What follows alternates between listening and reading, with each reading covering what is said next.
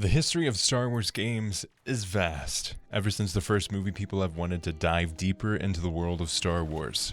And for many, that deeper dive is through the video games. So today I'm going over my top 5 favorite Star Wars games, from my favorites due to nostalgia to my favorites due to quality.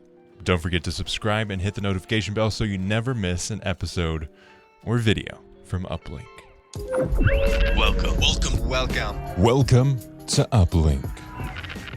I want to go over my 5 favorite Star Wars games. I'm going to measure these as both objectively good and subjectively fueled by nostalgia. So some of the games that are on here are 100%, I like this game, it's terrible, but I love it because I have such a nostalgia for it. And then other ones I'm just going to say, hey, this is just a great Star Wars game and I highly recommend it. And I want to start off with everyone's favorite and probably expected, but I'm not going to do it by game for this one. I'm just going to do it by series because I love each of the Battlefront games for what they offer. And each of them offers something different. Like the first Battlefront game it's the start of something iconic. It doesn't have everything together, but it's got the spirit of it. Like you couldn't even play as heroes in the first game, which is always annoying, but also I kind of want that in a new Star Wars Battlefront game. I'd love to see a Star Wars Battlefront game where it's purely trooper based. I'd love to see Battlefield but Star Wars. I know not everyone wants to see that, but I think it would be epic. When DICE was announced to be creating Battlefront, a new iteration of Battlefront, I think that's what a lot of people expected. A lot of people expected to see Battlefield with a Star Wars skin on it, which I would still take. I think that would be epic. I would love to see that game. But the first game, I really enjoy. The second game, I think, does everything better. The controls are better. The maps are better. The game modes are better. The fact that you can play heroes, fantastic. Now, question I get pretty frequently, and it comes around in the community pretty often, is Battlefront 2 2005 better than Battlefront 2 2017? And objectively, Battlefront 2 2017 is the better game in terms of mechanics, in terms of gameplay, in terms of the fidelity of everything. It is the better game. Now, is it the better Battlefront game? Again, I think yes, but I think a lot of what's great about the original Battlefront 2 is the arcade style. Like you can just put on that game and have some fun. Even going back, it still holds up. And for a while, you couldn't even get on servers. That's been added pretty recently. But for a while, you couldn't go to servers, and it still held up. So I think that is a sign of a great game. When Battlefront 2 2017, eventually the servers go down. I don't know if you can say the exact same thing. Again, we've got arcade and we've got the survival missions and all of that stuff. But it doesn't have the same level of arcade, plop this in with your buddies, because there isn't any split screen co-op, and I think that's a huge part of what made Battlefront 2, the original, so good. And then we've got Battlefront 2015 and Battlefront 2 2017. Those are huge games, and while objectively the gameplay and everything else in Battlefront 2 is better than Battlefront 2015, I still prefer the experiences that Battlefront 2015 offered. Not the gameplay, but the experiences that you got through the game. I think the maps in Battlefront 2015 are super superior to what is in Battlefront 2 2017. The maps were specifically made for the game modes rather than a gigantic map that was cut into pieces. The verticality on Sullust is great. The variation on Tatooine's fantastic. Everything that they did in Battlefront 2015 in terms of the map and the layouts of everything was so great. And I think even the visuals of Battlefront 2015 most of the time rival that of Battlefront 2. Even though technically speaking, it is a better looking game in terms of fidelity and the models and everything else. It looks better and looks more Star Wars than Battlefront 2015 to me. Let me know if that's the case for you as well. Again, that's just my opinion here. But next up, and these are in no particular order. I kind of set up them in order, but they're pretty much interchangeable depending on my mood. The next game I want to shout out as one of my favorite Star Wars games is Star Wars Rogue Squadron 3. As a kid, we never had an Xbox or PlayStation. We had the GameCube. Our cousins had the PlayStation, and some friends had the Xbox. And we'd go over and play those games. Our cousins are the people involved in getting us in Battlefront. As a whole, we'd go over their house and play Battlefront to our heart's content and would never get bored of it. And then when we were home, I played Rogue Squadron on the GameCube. I remember going to a game exchange and picking up Rogue Squadron 3. Oh my gosh, I remember clearly booting it up. And part of this is nostalgia for why this is one of my favorite games. But it is, even going back, I went back recently to play it, and it still holds up very, very well as a game. The game came out only on GameCube, which is pretty mind-blowing. And usually when a game came out only on GameCube, it was kind of like a subpar thing because the GameCube was not as powerful, didn't have as much storage on the discs, but it was still a great console. I love the games that came out on the GameCube. But it featured on-foot missions, and then they transitioned to air combat and then tank combat. And oh my gosh, it just did it so well. It's such a great time, and I really enjoy the experiences that I was able to. I remember booting up and seeing and playing on Yavin. Oh my gosh, such a good game.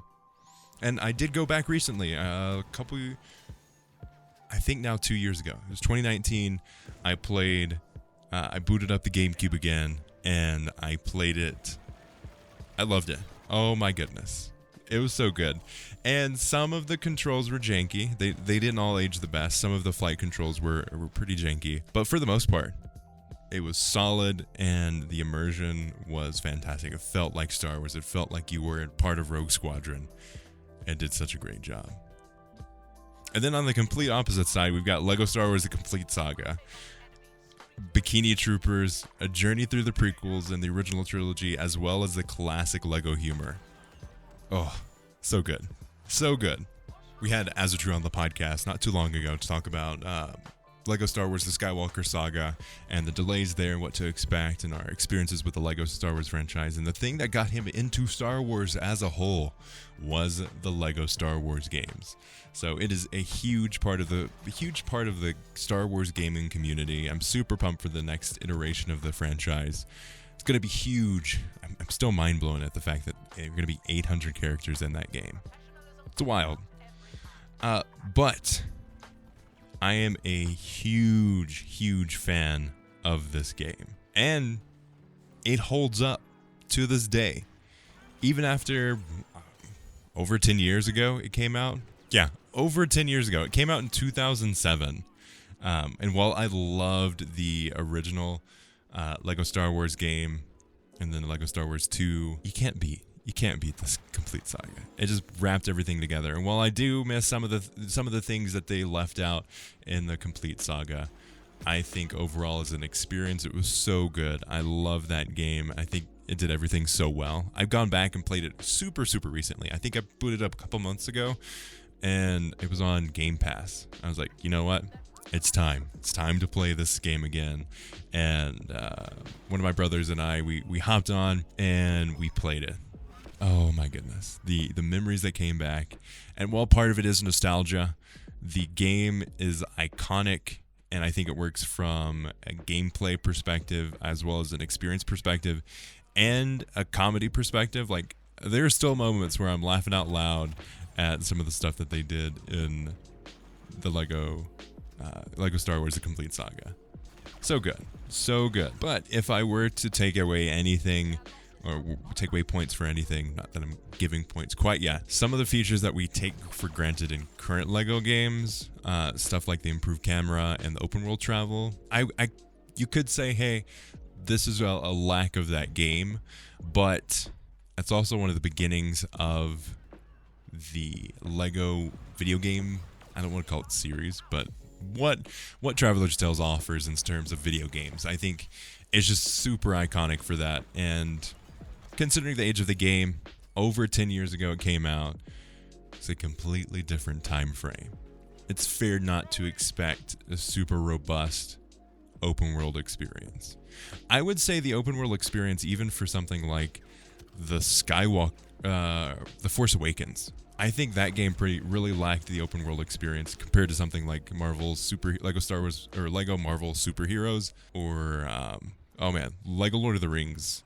Super solid open world travel. Oh my gosh, that's probably one of my favorites for sure. Another thing I definitely want to point out, another game that I definitely want to highlight. And so in the outline for this episode, this is what I wrote: terrible controls, janky animations, and a great dive into Star Wars bounty hunting. That's how I described it. And I think it works so well because the game has terrible controls and the animation's so janky. But my gosh, do I love this game. One, we're completely starved of anything Coruscant related. It's ridiculous how lacking the offerings for Coruscant is. Every single time a Star Wars games come out, and any time a Star Wars game comes out, it is lacking the city metropolis or skyscrapers that seem to go up endlessly. The dirty streets, the flying cars, the neon lights, everything like that is completely lacking. I was super hopeful for something like Fallen Order. Fallen Order, which I think deserves a spot as one of my favorites, but I was specifically thinking about the older franchises. I think Jedi Fallen Order has a great spot. It does so many great things, and it is a huge step up for Star Wars video games, and I think it deserves to be pushed forward, and it did such a great job and performed so well that it definitely deserves a spot as one of the best Star Wars games, period. But we're not talking about that right now. But actually we are talking about that because I was so disappointed because the trailers were pointing out it had Cal Kestis sitting in the dingy bars with the neon lights, the really moody lighting, Braca.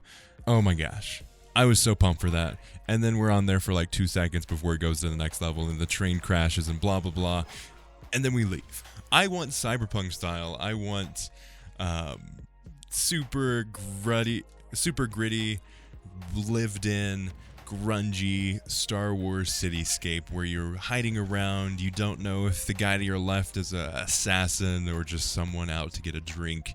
You don't know if the stormtrooper is actually a stormtrooper, or if someone just found some stormtrooper armor in the black market and they're about to go rob a bank or infiltrate the Empire as the rebellion. Like, I love that part, and we haven't really gotten that in anything, but we get it in Bounty Hunter. And that's what I love about Star Wars Bounty Hunter. And bounty hunting is so mysterious in anything outside of Mando. I think Mando exposed our want for something a Mandalorian style bounty hunting. And I think that's one of the reasons it did so well, is that everyone wants to see something like that so badly. Something where you're traveling across the world, you're going after these quests, and you have something bigger in play, but you have to pay the bills. So I think we all want something like that. I personally like that, and I think Bounty Hunter does a great job with it. And finally, Republic Commando. Great storytelling. It's got fantastic mechanics, but terrible PC controls. As you saw on stream, we stream every Saturday at 12 p.m. MST, so definitely come check us out on YouTube. I only have so much skill that I can use, and as soon as I use it, it starts to disappear. General Kenobi. I played it on PC on stream. Goodness gracious, that was rough. It was rough. My DPI settings were super high, but also super slow in game, so I had to turn it up on the PC side. And then anytime I was in the menu, I couldn't control anything. But when I was in the game, it was super weird. That game's super hard. I died way too many times than I wanted to admit. But hey, it's got it's a great dive into some great clone stories, and I love the different mechanics of it. I love the mechanic of attachments, changing your weapon.